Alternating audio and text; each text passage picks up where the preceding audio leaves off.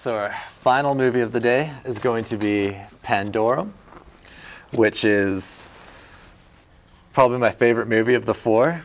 It stars Ben Foster and Dennis Quaid, directed by Christian Alvart, who this is his directorial debut from No Names. I mean, he's done 2 No Names that I'd never heard of. All right, and this movie was awesome. I loved it. It had Ben Foster, who is an up-and-coming angry person that I just love in all his movies. He's played a Nazi in Alpha Dog. He played the bad guy in Hostage, the crazy guy from 30 Days of Night. 310 to Yuma. 310 to Yuma. Kind of the antagonist there. Yep, and then he's got a flash forward. His Disney kind of reminded me of Pete and Pete, so I was a fan of that too. Yeah. I've been a fan of this kid since the beginning, so I'm going to stick with it. But I also like this movie just because it was a great sci-fi horror. It had all the elements that I love, reminiscent of Sigourney Weaver's Alien quadrilogy. You know, scary things happening and weird alien space, and a lot of good confusion, not know what's going on, time limits that make things more suspenseful, in my opinion.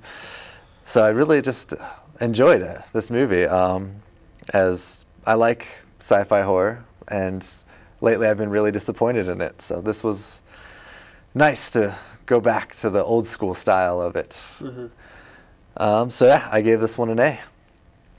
Wow. Okay. I think I didn't love it. I gave it a C minus because I felt, I don't know. I knew it was a sci-fi horror. I knew it took place in a spaceship. I knew it was going to be kind of reminiscent of Aliens and Event Horizon and so on and so forth. And so, I mean, I didn't really have a lot of expectations for it, but I felt like when I came out of the movie, I was like, I'm not completely sure what I even just saw. Like, the movie, it moved around so much and it had so many twists. It's like, once you thought you knew what was going on, the movie had to throw in yet another twist and yet another twist, all the way up until the end. And not in a way that was compelling or interesting, but just in a way of just kind of throwing the audience for no particular reason.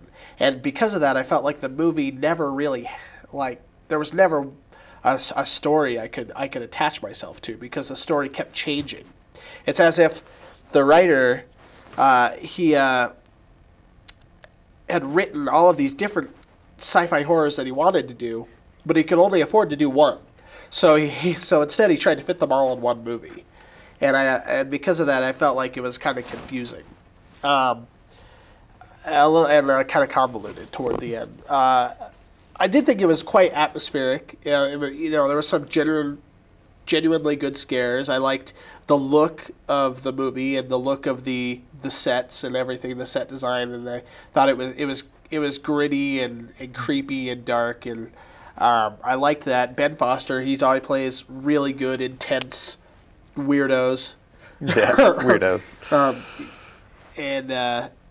But I thought that the Dennis Quaid character, I thought he was quite wooden. Like, his acting was just very kind of stoic and stale, in my opinion. Like, he was very not interested in the project. Yeah, he can definitly do better. Yeah, I do. Like, even in Smart People, I thought he was a lot more interesting than this character. Yeah. Yeah, I don't know. I was pretty excited about it, waiting for it, because I'm a fan of these type of movies too. And one of my coworkers, he's been raving about it since it's in theaters. So I mean, maybe it was built up for me too much. Oh, I hate when that happens. Yeah, and so when I saw it, I was just a little let down. But I don't know. It's not the worst movie I ever saw, but it's definitely my least favorite of our picks today. Not Surrogates was your least favorite. No, it? Was it? I gave Surrogates a C plus. Oh, this one okay. I gave a C minus. Oh my goodness. So no. Okay, that's fine. So you know, for the sci-fi fantasy geek, I actually sided with the comedies today. This was good. I think the fact that I like the idea of that they came out of the hyperspace confused, and then the layering upon the confusion, and then there was all this backstory because he didn't know how much time had passed, and it was yeah, I mean, yeah, it was really confusing, but I liked all the confusion that was going on. You know, It kind of reminded me a little bit the way the plot moved. It reminded me a lot of Resident Evil, which this guy has some sort of connection to those movies. But the first Resident Evil, where she's awoken with amnesia, yeah, and as she goes, she's kind of learning things about the story.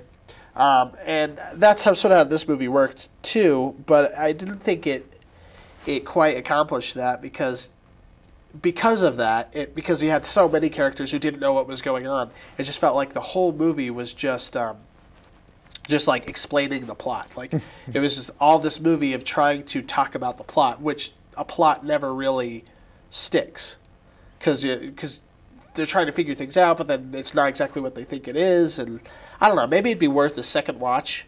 Just now that I know the story, maybe it's one of those movies that's more interesting the second time you see it than the first time, because you know what the characters know. Yeah, Stuff you get like that. But I don't know. There's a term for that with Shakespeare. Yeah. You know what it is, though. To do a little better.